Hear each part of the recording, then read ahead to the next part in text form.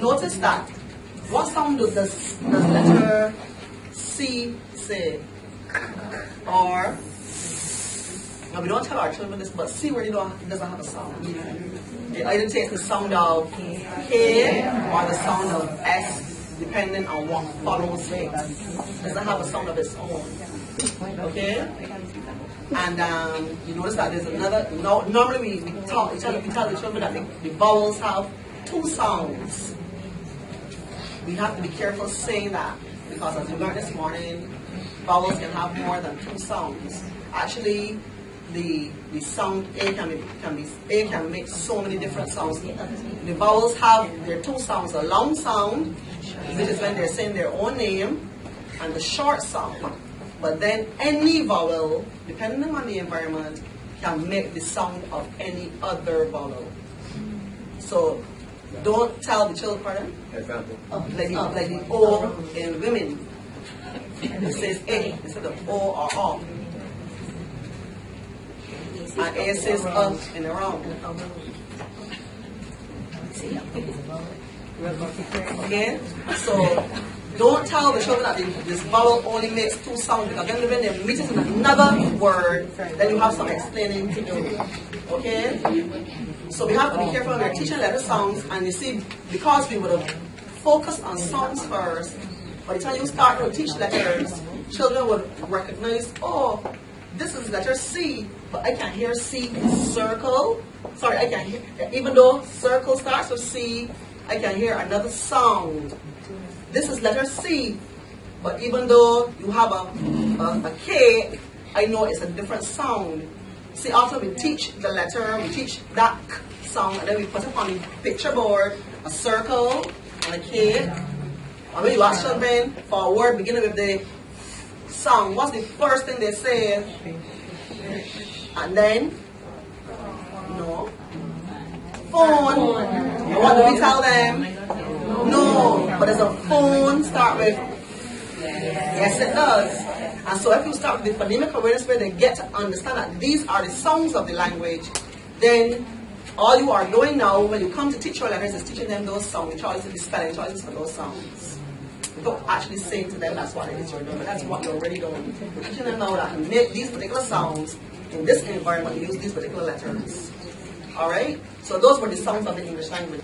You can have sounds in the word at the level of the syllable, which is the biggest level, the whole word. You can go syllable, you can go word chunks, then you can go individual sounds. So before you say it, you're going to play a little clapping game before names. Alright? And there's a rhyme that goes with it. It goes like this: pickety, pickety, bumblebee. Pickety, pickety, bumblebee. Won't you say your name for me? Won't you say your name for me? Pickety, pickety, bumblebee. Pickety, pickety, bumblebee. Can you clap your name for me? Can you clap your name for me? So at the first instance, the person says the whole name, and then when you say it the second time, they clap the syllables in their name. Pickety, pickety, bumblebee. Won't you say your name for me? Pickety, pickety, bumblebee. Can you clap your name for me?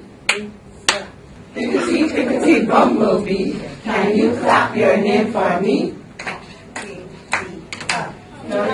Without going into the bilabial and the interdental and the velar and all of that, you can help children to recognize where and how they produce sounds. Because if they know how they produce the sounds, then it's easier for them to know when they're saying the sounds correctly and when they're not. And you have some things on your table. We're going to start with the mirror. A mirror can be a very powerful tool in your classroom when you're teaching letter sounds. You can get the children to look into the mirror and articulate as they repeat or say a sound what is happening as they speak. If you don't have mirrors, then you simply get them to look at each other and talk what is happening. Do we tell them when you're making the sound of F to put your teeth on your bottom lip and push the air out? Do we say that? Can they understand those instructions? Can they? Yes, they can. But we never think of telling them what to do to make sounds. We should. Because a lot of them don't know sometimes what to do, and that's why they make the wrong sounds for certain letters that we're teaching. Now the mirror helps, as I said. Now I want you to turn to each other. Find a partner at your table. You're going to be each other's mirror. I want you to make one person to make the sound of letter N. I want you to tell the person what you did. Let them tell you what you did, and then let them tell you what they saw. You know where your tongue is going, right? It's going behind the top teeth, the top part. So you can say what's happening as you produce your sounds. Now, children often mix up vowel sounds, and the activity of helping them to see, hear, and feel what is happening as they make the sounds will help them to distinguish between how one sound is formed from another. Now, when you are making vowel sounds, something happens with your chin and you speak. Something happens with the mouth, so you're going to see what's happening in the mouth. You're going to feel what's happening to the chin here, and you're also going to hear with your hands what's happening here. What are we feeling for? Movement. So this is going to be pretty much our ears down here, alright? We can't put our ears to our throats, so you're going to use the other hand to act as your vibration tester. Alright? We're going to look at your partner again. Let's produce the vowels. The sound A, E, O, Can you feel movement? Yes. Can you feel vibrations? Yes. Can you see changes in your lips? Yes. Can you see changes in your lips? Your mouth don't move when you say those different sounds? Yes. Please look at each other. Let's go again. E, O, Does your mouth at the same time? The same each time? No, it does not. So you can look for the changes in the shape of the mouth. Let's look at and E. What happens when you say your chin drops way down. What about the vibration? You can feel a long vibration.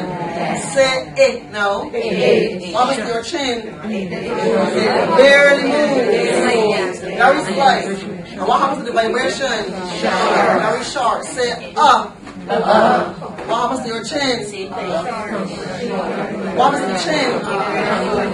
Does it move as much as but is it as short as So it's somewhere in the middle between the two. What about the vibration for Is it as long as for as short as it? There's a difference in the vibration as well. You can feel for those things. And so you can ask children to feel and feel for the difference in where the chin goes. Look at the smiles now. Say Say Look at the two smiles. For both of those songs you make a smile, don't you? But look at the difference in the smile. Say Is it a big smile or it's a big smile? Like you see somebody you really want to see. But what about it? Well, that's the smile you force when you really don't want to smile. You can see the difference in the smiles. You can ask little children to look for those differences. And that will help them to distinguish when they're saying one sound correctly as opposed to the other. So you want them to see, feel, and hear the sounds. And I have a tool here. Actually, this is the first thing I've come across. These cards. These are called articulation cards. And each card, each picture, each square shows mouth position. And so you can look at the pictures and kind of determine what sound is being formed. For example, everybody can see this picture here. This one here. What sound do you think is being made here? Pardon? Oh, the person is saying, then you can turn it back and see. Well, I'm just looking at the shape of the mouth. Because when you say, your tongue curls in, but not as much as this. Okay, this body probably has some kind of Then you can see the difference in the smiles for A and N. These two, see the difference in the smiles? One smile is broad and the other is not so broad. The teeth are not as spaced. I thought this was really cool until I found the lip sync cards. And these just blew me away. Now what happens with these cards is that they don't only show you the position, but you can see the mouth moving from the beginning to the end of the song.